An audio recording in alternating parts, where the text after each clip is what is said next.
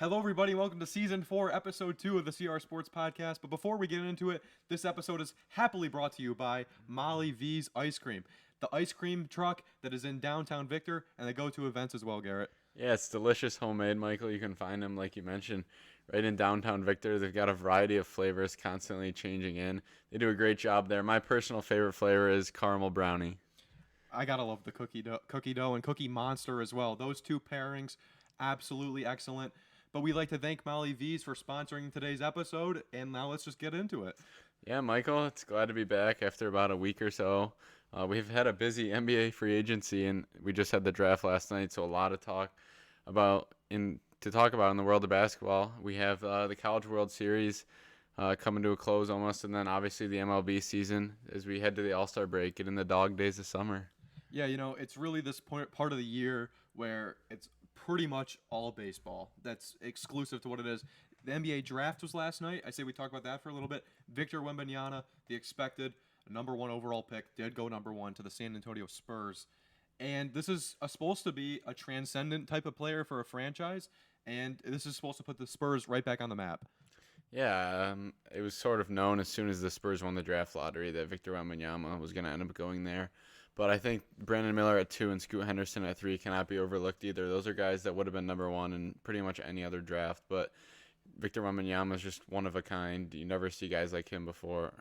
So he's probably the most talented and the most sought after prospect since LeBron. Yeah, Garrett, I think I saw something where it said 4 of the first 5 draft picks did not come from college because they either came from overseas or like the G League or even like overtime elite. Yeah, the two Thompson twins at 4 and 5, they went back to back. Yeah, that's interesting. I saw that as well, and I looked at it. I think it was 4 out of the first 7 picks.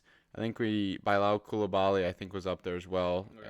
So I think we had 2 French players who actually played on the same team, and then 2 of the 2 Thompson twins from overtime elite. But I think it was like the next 20 or so picks were all from college. So it's great as a college basketball fan to see that that's still a major role, and that it's not just guys going and playing overseas or guys signing with new leagues like G League Ignite or like the overtime elite league. And your Warriors made a splash on draft night getting Chris Paul. How do you feel about that? Yeah, well, that was more on draft day or so, but I actually really liked the trade. Jordan Poole it was time for him to go. He won a ring with us in Golden State, and I love everything he did, but I think he needs to go further develop, and he doesn't really fit our timeline here in Golden State. So getting a guy like Chris Paul to run the second unit, we're not going to ask too much out of him during the regular season because he's been prone to injuries. So I think we're just going to trust him when it comes in the playoffs. And just having another leader like that running the second group, I think his wisdom is a lot higher right now than Jordan Poole's was. You know what I'd be worried about though is still the five spot with the center. I think that is where you guys are clearly overmatched by a lot of the teams, especially in the West. If you're going up against Jokic, how are you gonna? You think you're gonna go get a guy, or no? Well, I think it's going to be interesting to see what we do with Draymond Green. I think the Warriors and Mike Dunleavy Jr. are trying to re-sign him, and Kevon Looney will be the starting center, I believe, next season. Maybe it's a guy like Trace Jackson Davis, who the Warriors picked up with the second to last pick in yesterday's draft. I think that's a steal in the second to last pick. He already tweeted out that he's going to make a lot of teams pay, so he was clearly thought he should have gone earlier. But I'm happy to have him in the Bay. And then we got another guard and Braden Pojemski from Santa Clara. He's more of a 6'5" shooter. I don't think he's going to help too much with size, but getting rid of Patrick Baldwin Jr., he was one of the taller guys on our roster. So I do think we're going to have to hit up free agency. Try to sign a guy maybe like Brook Lopez. I've seen some interest from the Warriors in a guy like him. He can stretch the floor. So it's hard to play Looney and Draymond, 2 guys who can't really shoot it. So maybe we can bring in a guy like Brook Lopez. Yeah, it's tough, especially because the Warriors are really undersized when you have Draymond playing the 5.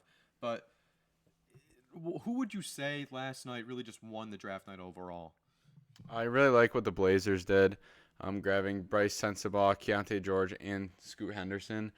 Those are 3 guys that really know how to score the ball, especially George and Sensabaugh. Their upside comes mostly from putting the ball in the basket. And then Scoot Henderson's a guy that a lot of people thought the Hornets were going to draft, a guy that a lot of scouts were saying would have gone number 1 in any other draft this year. So that's a team that I really like what they've done and what they did last night. And it's hard to just not say the Spurs because they got a 7-5 freak of nature. Wembanyama, it's going to be interesting to see what he will do, but people are calling him like the bigger KD, like that's like kind of what he's supposed to be, but his size is just really like unheard of, especially at that level where he can like carry the ball, dribble up the court, and shoot from three. It's crazy. I think the Rockets had a heck of a draft as well. They snagged Amen Thompson with the number 4 pick. He was projected to go right around there, but they got Cam Whitmore, who fell all the way to 20. And Jay Billis is best available. He was ranked 4th. So it was some health concerns, I think, that forced him to drop that far back, but that was certainly a steal for them. Teams kept passing on him. I thought the Warriors at 19 for a second might snag him, but a great job there by the Rockets picking him up, and they'll look to take, a step further in their rebuild, as maybe James Harden will be joining them next year. And there's been a lot of talk as well with Victor Wembanyama's like career that he's supposed to have or that he needs to have to be like considered not a bust. I think like I heard people having wild takes. You hear a lot of wild takes on TV shows now where people just throw something out there to get publicity. But I think someone said like if he doesn't make the Hall of Fame, he's like a bust. But I don't know. Is the expectation really that high, especially being the highest graded guy since LeBron to come out? I can see where they're coming from with that, but at the same time, those are really high expectations, and I don't know if that's exactly realistic to achieve. Yeah, I think Hall of Fame is definitely in his ceiling. I think he can definitely achieve that. I think he can win multiple titles. I think he can go down as one of the greatest to ever play the game. But to say if he doesn't make the Hall of Fame that he's a bust, I guess we'll just have to see how his career plays out. Right now, I would say that's probably not the case, but I'd say it's probably close. Yeah, it's weird. People are really hyping him up. Yeah, it's sort of like Chet Holmgren last year, except a couple inches taller, a couple inches longer, and maybe he even shoots the ball or does some of those things better. So I think Victor's gonna be a lot better than Chet. Yeah, but you see, Victor Wembanyama is spending like almost $1 million a year on his body, and like just the insane stretching he has to do before every game, just to be able to not get hurt and stay healthy. You've seen all the 7-foot-plus guys in NBA history have constantly dealt with injuries. Chet Holmgren had a Liz Frank injury last year in Summer League that caused him to miss this whole season. So I hope for the best for Victor Wembanyama. It's going to be exciting to watch. Yeah, I think so too. So let's just go into some baseball now. Or would you like to? Actually, you know what, Garrett? I have one more question. Do you think this change after draft night? Do you think it changes anything in your eyes in the whole makeup of the NBA? Is the Nuggets still your favorite next year? Yeah, I think the Nuggets are still the favorite to go. win. They actually traded out for a first rounder, but then they traded that away. They did not end up drafting anyone there. But I think this just speaks for the new, like, I don't want to say height requirements, but you just see guys are getting taller and taller nowadays in the league, and teams are getting more athletic and more athletic as we continue to go on. So it's definitely been the new nature of the NBA. But before we go into baseball, Michael, I think we have to talk about the free agency that happened, and especially things like the Bradley Beal trade. I want to get your thoughts on that. So I think the Bradley Beal trade going to the Suns, obviously he's been in Washington his whole career, so it's going to be interesting to see him removed from there in a new location in Phoenix. But I think this puts even more pressure on Kevin Durant. So this is going to be another big three that he's had. And he's only won with the Warriors, who have proven to win before him and won after him. And they won with him, obviously. But I think if Kevin Durant can't pull off a great season next year and even get to like a championship, I think it's a complete and utter failure for the Suns as a whole because they're going all in. And I think that it really like puts a damper on his whole legacy because it kind of shows that he needed Curry, he needed the Warriors, he needed that great team that had an excellent season, the most wins in NBA regular season history before him. So like, I think this is really big for Kevin Durant. If you're talking about legacies, creating legacies, then Kevin Durant, you need to go out there next year and show what you're really made of. Yeah, a lot of people, I think almost everyone thinks that the Suns won this trade and that they fleeced the Wizards, but the Wizards just paid Bradley Beal a bag. And so I think just getting him off the Bucks and starting the rebuild was honestly what was most on their mind. I don't think they were too concerned with the return that they were going to get from the Suns. I think they were just trying to pick up a couple picks. A guy like Landry Shamet, I think he's probably going to be shipped off somewhere. But this just raises questions for me. What do the Suns do if one of these guys gets hurt? Because right now they have 5 guys under contract and they're over the luxury tax. So they're going to have 0 bench this year. They didn't have much of a bench last year, and they just got even thinner. Yeah, I think that's a big issue. People are worried about what their bench has. They don't have a lot of depth, and they don't have a lot of defense either. I think defensively, you're gonna really have to somehow lock up. You see what the good teams what the good teams do in the playoffs. It's good defense, and that you need it. It's a necessity, and I don't know where the Suns are gonna find it. And I think they're a couple guys short, like you said. I think their bench, they just need some more people. They need some more bodies. And there's been talks of whether or not they're going to trade DeAndre Ayton. I think that could be good, especially if they could pick up a couple guys. But the main problem I have with the Suns is you look at the best three players. It's Booker, it's KD, and now it's Bradley Beal. And what is Devin Booker? He's a wing scorer who isn't very good on defense. You look at Bradley Beal, he's a wing scorer who isn't very good on defense. You look at Kevin Durant, he's a wing scorer who, when he wants to be, he can be pretty solid on defense. But So that's for the playoffs. That's yeah, a lot of the times he's lazy and he's not very good on defense. So that's like three of the same guy. I don't know how they're gonna make it work. They don't. Cam Payne right now is their point guard without Chris Paul there anymore, and I don't know if DeAndre and where he's at with what he wants to do, but it'll certainly be interesting to see how they mesh. And a guy like Bradley Beal is gonna have to be okay with being the third option. Yeah, I completely agree. And good thing we didn't go to baseball, because another trade that has happened is Marcus Smart goes to the Grizzlies. And it's like a three-way trade, Well, right? This the is main like a weird. The main premises was Kristaps Porzingis to the Celtics. Yeah, this is a three-way trade, though, Yeah. right? Mhm. Break it down. I don't really understand what happened as a whole. I know that Smart is now a Grizzly and Porzingis is the Celtic. And now Tyus Jones will be a Wizard. Right. Yeah, that's What a lot of yeah, people really thought, weird. he's one of the best backup point guards in the NBA, if not the best backup point guard. I don't know if he's going to have a breakout season with the Wizards or if the Wizards are just going to dump him, like they did with Chris Paul after they traded for him. But this Celtics team, I sort of thought they needed a guy like Kristaps Porzingis, and that's what they got. A lot of people are sort of faulting them for not having a true point guard anymore after Brogdon was shipped off and now Marcus Smart's gone. But I honestly think with Kristaps Porzingis, Jaylen Brown, and Jason Tatum, I think they're going to be able to figure it out. I think it's going to be pretty good, too. People also thought that Jaylen Brown might get shipped. That was a big concern for a lot of NBA fans and for Celtics fans, really. Like, they were kind of tired of Jaylen Brown after the playoff performance that he had. I don't know. Do you think there's still room for him to get moved? Well, Jaylen Brown, he has 1 year left on his contract, so a lot of people thought this offseason the Celtics were going to look to move on from him because they wanted to make sure they got something in return, and that he didn't just leave in free agency for nothing. But reports have came out that he's looking to sign an extension in Boston. Oh, okay. So it sounds like he wants to be there for the long haul, wants to It's- play we'll see if alongside they want Jason him. Tatum. Yeah. I think they're going to end up re-signing him, probably give him maybe a 5 or 6 year extension, something along those lines. But he's going to have to be better than he was in the playoffs this year. He was sort of invisible at times, and everyone was sort of bashing Tatum for, maybe not making all the shots, disappearing sometimes in the fourth quarter. But Jaylen Brown was disappearing even more often. I think he was. I think he was more to blame than Jason Tatum. Jason Tatum had some unbelievable games, especially the one against the Sixers where he just like lit it up all of a sudden. And what he scored, like around 50? Like that was crazy. So I think the blame's to go on Brown, not Tatum. But it's going to be interesting to see what they do now with Porzingis. Yeah, I really like that trade of Porzingis. That's a guy that I wanted the Warriors to get, but they were unable to pull that off. That would have been great. Yeah, that's exactly what I thought they needed. They need a rim protector who can also stretch the floor. I was looking at him or a guy like Brook Lopez, so I'm really hoping they can somehow figure out a deal.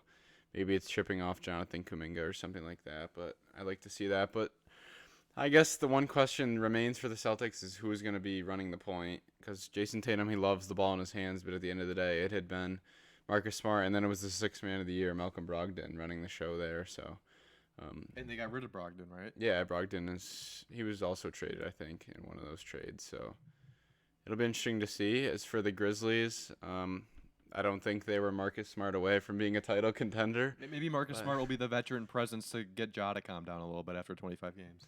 Yeah, maybe, but I just feel like they went from one of the best backup point guards in the NBA to a solid starting point guard, I guess. I don't really think that they Really had good a huge- defender, too. Yeah, I don't think it was a huge upgrade, maybe a slight upgrade, but I still don't think they're a title contender, especially with Ja Morant. Gonna miss the first 25 games, which we haven't talked about either. I think it's kind of light of a suspension, honestly, from Silver in the NBA. This is obviously because, if anyone doesn't know, Ja Morant showing guns during his Instagram live sessions, and it's against like the NBA's rules, and they just don't want that image out there. And I see why they don't want that. You know, I think they could have gone a lot heavy, especially because this is the second time that it's happened to Ja, and he's already been told to stop and reprimanded, and he said that he's sorry and he apologizes. But we all knew that that was kind of garbage. But 25 games, they're not going to have him one of the best players in all of basketball. They're going to have to somehow survive. Yeah, the NBA is sort of making a headline saying they're going to release a suspension when the NBA Finals is over. I guess they didn't want to take any of the fame away from the Heat or the Nuggets. But he got punished 8 games the first time, and he did it again, so I was surprised to see he was only 25. So the Grizzlies are going to be without their star guard for the first 25 games, so we'll see where they go from there. But I think it's time we can transition into Now we some can go to some baseball. baseball. Yeah, we hit most of the free agency acquirees, and then obviously the draft from last night. And you mentioned we're getting to the dog days of summer, and it's almost just baseball. We're starting to vote for the All-Star players. We just passed the first phase. These Blue Jay fans just infiltrate the voting system. How is Vladimir Guerrero leading All-Star vote getter in the just like overall in the American League for first baseman? The guy has literally hit 10 home runs this year. It was his first. Tonight was his first home run at the Rogers Center, Toronto's home stadium, the whole season. His first tonight. And it's wild to me that they've been voting him that high, but it's because as fan voting and fans can get in there right away, and it's the Blue Jay fans. They've done this last year as well, but they're infiltrating it 100%. I don't know if it's gonna even out by the All-Star game, but I hope it does. Yeah, maybe we'll see the MLB adopt sort of a similar style that the NBA did. The NBA used to be like just heavy fan votes to the point where like Taco Fall was almost becoming an all-star, and they had to do away with guys like that. I think once or twice a guy like that who was just a fan favorite actually got to the All-Star game, so they ended up giving the fans much less power, which I feel like is what the MLB needs to do. It is interesting to see that Guerrero Jr.'s power stats have declined a lot this year. You mentioned him just hitting Hasn't his been that good. first home run. Yeah. Yeah, but they do have a couple guys who will for sure be all-stars. Bo Bichette, maybe at shortstop, either him or Wander Franco, and then Matt Chapman will certainly be the starter at third. Yeah, I don't disagree with them with that, but they've done this now the second straight year. I remember last year, like early on in fan voting, there was like all Blue Jays. It was almost like all Blue Jays in every position, which is kind of crazy. But you know the big headlines right now, if you want to look at the American League East, the Tampa Bay Rays continue to grow their lead in that division, and the Yankees try to stay afloat without Aaron Judge, but they can't. That's really the moral of the story. A lot of great players that they have on their teams are just not playing well. Anthony Rizzo has not been himself since Judge has been hurt. DJ LeMahieu has not been himself since Judge has been hurt. Luis Severino hasn't been good this season at all. Domingo Germán got lit up. Domingo last Germán night. is not one of the great players I'm talking about, but he has been horrendous. And the guys that you have counted on, like Garrett Cole, he's been great. He's a Cy Young candidate in the American League. He was wonderful the night after losing, I think, like 4 in a row maybe. They're going on a bad losing streak, and Cole got it together, showed some flair, and that's what he does. It's Garrett Cole. He always goes out there with a lot of energy. He's a total dog on the mound. But He's waving his finger. like without Aaron Judge, this team is too reliant on him, and you can blame Brian Cashman, a guy that I've defended at great lengths in the past for making unbelievable trade deadline acquisitions. I think he's great at that, and he somehow every year it seems like we get a fleece. Has it turned out for a World Series yet? No. But putting this team together and having them be this reliant on Judge, where you can't even win games at like a normal clip, you'd be below 500. They're below the 500 this season, Garrett, without Aaron Judge. And if you're that reliant on one player, I think there's a lot of problems, and it shows that your team might just not be correctly built. I don't know where they're going to go with it, though. I don't know if they're going to make the playoffs. I think they'll make a wild card, but we'll see. Yeah. I There's my would rant. have to agree with you. But this is a sports podcast, not a Yankees podcast. So There's my rant on the Yankees. yeah, the AL East, it's competitive, but I'm not going to talk anymore about it because I don't want to hear you talk about the Yankees anymore. So we're going to move to some of the teams Wait, that how have about been... the NL Central? Let's talk about the Cincinnati Reds. Well, yeah, I was just going to say we'll move to some of the teams that have been scorching hot. The Cincinnati Reds winning again tonight, 11-10 over the Braves, and it was a Ellie De La Cruz cycle and Joey Votto with 2 home runs. And then the Giants, who just are coming off a 10-game win streak in which they saw it come to an end the other night. But those are two teams that just worked themselves right back into the playoff mix. And now the Reds a couple games over the Brewers in the NL Central. You know when the A's went on their 7-game win streak and like did the reverse boycott and everything?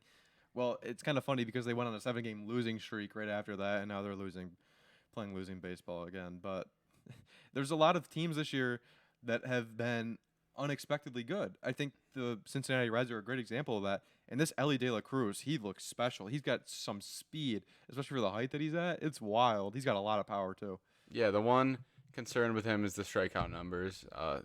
You saw after his first couple games, he played good in the first couple, and then he sort of struggled in the next 5 games or so. But he's picked it up greatly as of late. And the Reds are a team who now maybe they'll make a move or two at the trade deadline, seeing that they're going to be probably hosting a playoff series if they win the NL Central. The NL Central is so bad this year that they can get away with being 6 games above 500. And it's both the Centrals. It's not just the NL true. Central. The Red Sox would be in first place. They find themselves in last in the AL East. And a team like the Angels, they've been staying afloat. Mike Trout's actually been hitting under 200 over his last 20, 25 games, but Shohei Ohtani continues to amaze. He's been unbelievable. Yeah, he's running away with the AL MVP. And Mariners, Michael, if you don't remember, I picked them as my early World Series favorite after the conclusion of last They're year. not making the World Series.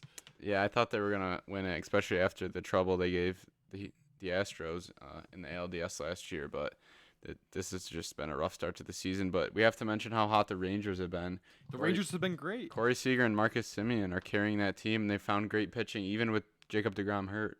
Yeah, I think the Jacob deGrom injury obviously hurts them, but how reliant could you be on Jacob deGrom? You got to expect an injury at this point. I feel bad for the guy, but the Rangers have been playing really good. They hit the ball as well as anybody in all of baseball, let alone the American League, and they can really win games. And I think they're going to be kind of a little bit of a scary team in the playoffs.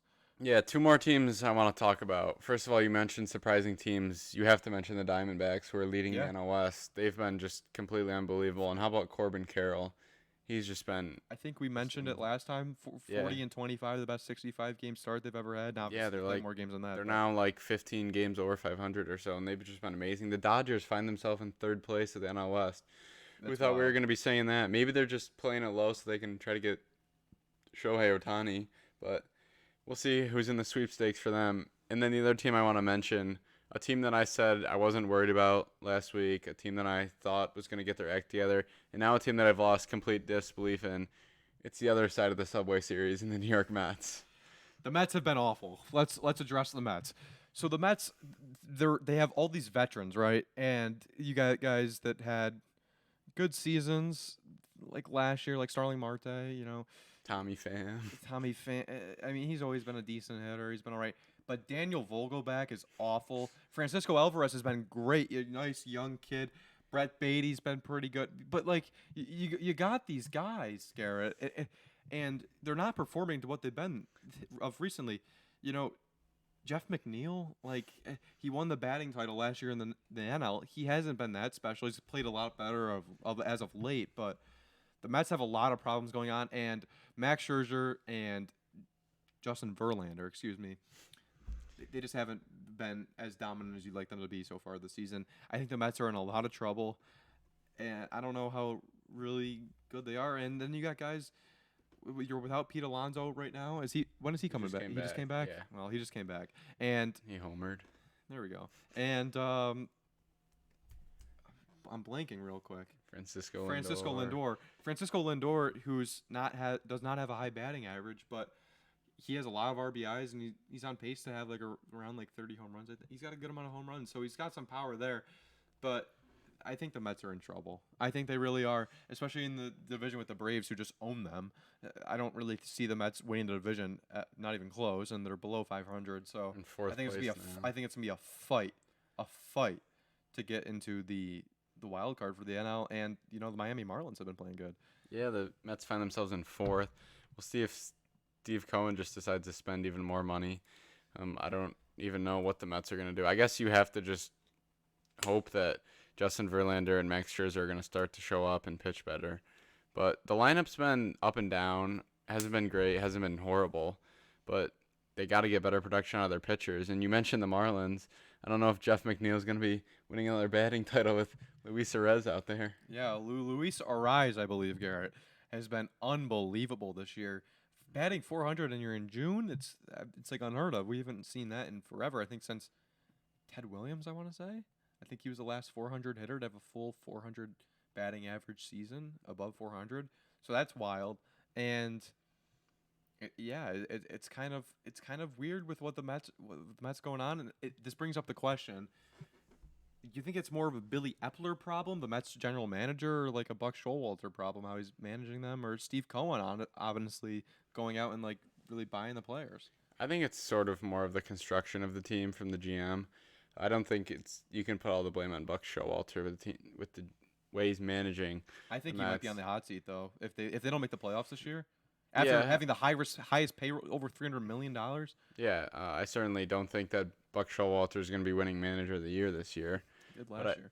You look at, they got guys like Mark Canha, Starling Marte, Justin Verlander, Max Scherzer.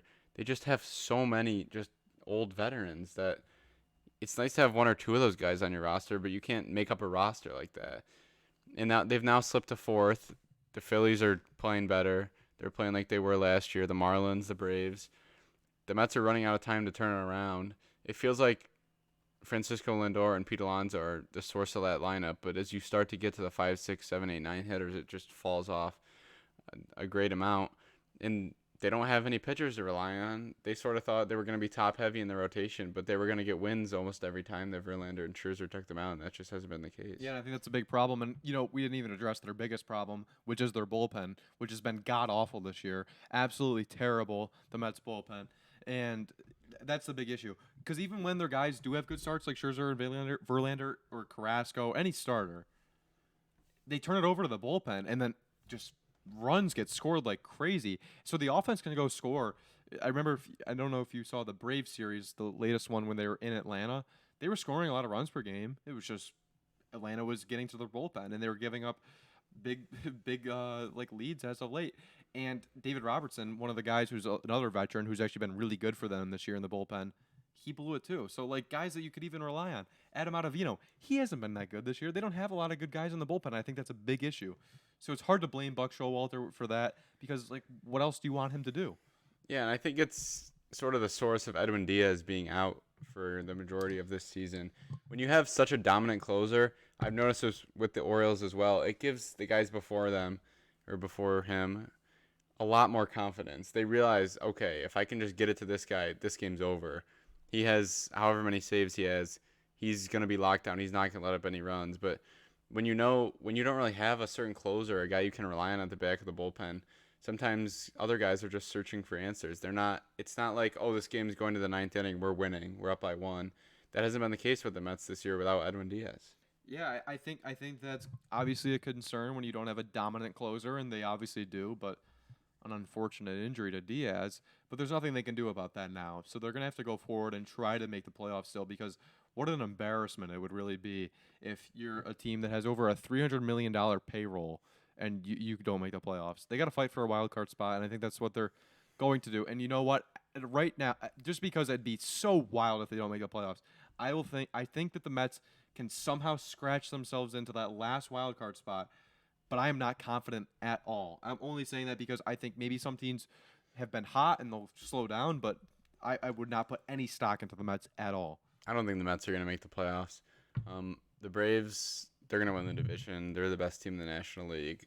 Whoever wins the NL Central, whether it's the Reds, the Brewers, the Cubs even. Maybe the Cardinals get hot, but they've had a terrible start. Terrible. And then I think it's going to be the Diamondbacks. So it'd be those three teams. And then it's going to be, I think the Marlins, they have a really great young core. I like what they've been doing. I think they're going to find themselves in. It's hard to imagine a playoffs without the Dodgers. And if the Phillies continue to play like this, the Mets aren't going to catch them. Yeah, it's And a great point. I'm by still you. leaving out teams that are ahead of them, like the San Francisco Giants. Yeah, honestly, the more you think about it, the path for the Mets is getting harder and harder as the days go by, especially when you get deeper into the season. But the Mets, they were a 101 win team last year. So if they could pull it together, now they got an extra arm in Justin Verlander. But I don't think this is the same team. I really don't. I think this team is very average, very mediocre. and I don't think they really pose a threat of any in the playoffs. But I don't. It's gonna be hard to see them in it, but maybe they scratch their way back in. Who knows? Yeah, I don't really know where you go from here if you're the Mets either. You spent so much money on this roster and it's just not paying off. Yeah, there's no way they You sell. can't really just dump ship and There- say there- bye to everyone. There's a 0% chance that happens. You can't do that, but at the same time, what are you going to do with a team that gets to 80 wins and is scratching on the playoffs but they don't make it? What are you going to do with that when you have such a high payroll? Verlander and Scherzer might just retire. It's going to be hard to find much value for them. You sign them to a couple deals, and then Lindor is going to be there for a while. Same with Alonso, but it's going to be tough. I don't know. I think that's the big question really in the National League is with the Mets. And Garrett, I think that'll end it for episode 2 of season 4. And we thank Molly V's for sponsoring this episode. Really, if you're ever in Victor, if you're ever at an event, go look around for their ice cream truck. It's great ice cream. We can't vouch for it enough. But thank you to Molly V's for sponsoring this episode, and stay tuned, everybody. Thank you.